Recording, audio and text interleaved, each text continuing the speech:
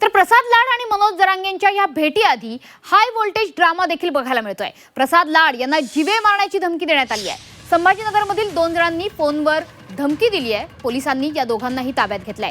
लाड थांबलेल्या हॉटेलबाहेर बंदोबस्तात सुद्धा वाढ करण्यात आली आहे।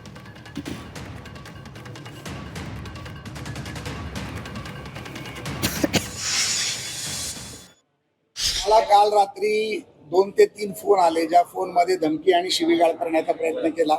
हॉटेलमध्ये येऊन आपल्यावर हल्ला करू अशी धमकी दिली गेली, परंतु संभाजीनगरचे पोलीस असतील, बीड जालन्याचे पोलीस असतील यांनी सतर्कपणे याच भागात कुठली तरी सिडको कॉलनी आहे, मला कल्पना नाही, त्या भागातून 2 आरोपींना अटक केली गेली। आरोपींची नावं देखील मला माहीत नाहीत, पण ज्या फोनवरती ज्यांनी कोणी सांगितलं त्यांनी उगले पाटील असं नाव सांगितलं होतं। त्याच्या आधी एक फोन आला, त्यांनी कोणीतरी शितोळे पाटील म्हणून नाव सांगितलं आणि त्यांनी अवाच्य भाषेत शिवीगाळ केली, मारण्याची धमकी दिली, गाडीवर हल्ला करण्याची धमकी दिली, हॉटेलमध्ये घुसण्याची धमकी दिली। पण आमचे पोलीस गृह खातं सतर्क आहे।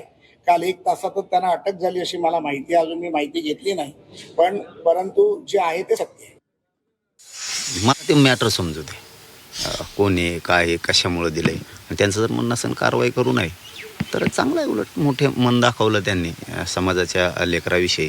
परंतु अशी पण माहिती आहे मला की त्यांनी पण अर्ज पण दिलेले, जणू तेच मीडियात त्या दिवशी बोलत होते की मला धमक्या दिल्यात आणि देवेंद्र भारती साहेबांना मी अर्ज दिलेत। म्हणजे एकीकडून असं पण माया पण समाजावरती दाखवतायत आणि एकीकडून गुन्हा पण दाखल करण्याची प्रक्रिया करतायत, असं पण एकूण दिसतंय। परंतु ते कोणी दिली, का दिली, माझं तर सरळ म्हणणं असतं, आपण शांततेचं आपलं आंदोलन आहे। प्रत्येक वेळेस मी शांततेतच सांगतो